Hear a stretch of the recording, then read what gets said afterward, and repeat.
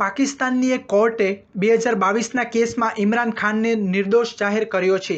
2022ના વિરોધ કૂચ દરમિયાન ઇમરાન ખાન અને તેમની પાર્ટીના નેતાઓ વિરુદ્ધ 2 કેસ નોંધવામાં આવ્યા હતા, જેમાં તેમના પર તોડફોડનો આરોપ મૂકવામાં આવ્યો હતો। પાકિસ્તાનની એક કોર્ટે સોમવારે જેલમાં બંધ પૂર્વ વડાપ્રધાન ઇમરાન ખાન અને તેમની પાર્ટીના અન્ય નેતાઓને નિર્દોષ જાહેર કર્યા છે। વર્ષ 2022માં વિરોધ કૂચ દરમિયાન ઇમરાન ખાન અને પાર્ટીના અન્ય નેતાઓ સામે તોડફોડના કેસ નોંધવામાં આવ્યા હતા। 71 વર્ષીય પાકિસ્તાન તહરીક-એ-ઇન્સાફ પાર્ટીના સ્થાપકને એપ્રિલ 2022માં પદ પરથી હટાવી દેવામાં આવ્યા હતા।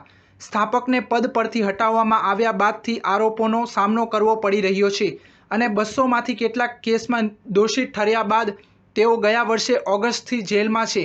ઇસ્લામાબાદની district and session court Imran Khan, પૂર્વ વિદેશ મંત્રી શાહ મહમૂદ કુરેશી, પૂર્વ સંચાર મંત્રી મુરાદ સઈદ અને અન્ય પીટીઆઈ નેતાઓને હકીકી આઝાદી માર્ચ દરમિયાન તોડફોડના 2 કેસમાં નિર્દોષ જાહેર કર્યા છે। એક્સપ્રેસ ટ્રિબ્યુન અખબારે અહેવાલ આપ્યો છે, પાકિસ્તાન તહરીક-એ-ઇન્સાફ પાર્ટીના 71 વર્ષીય સ્થાપક ગયા વર્ષે ઓગસ્ટથી જેલમાં છે।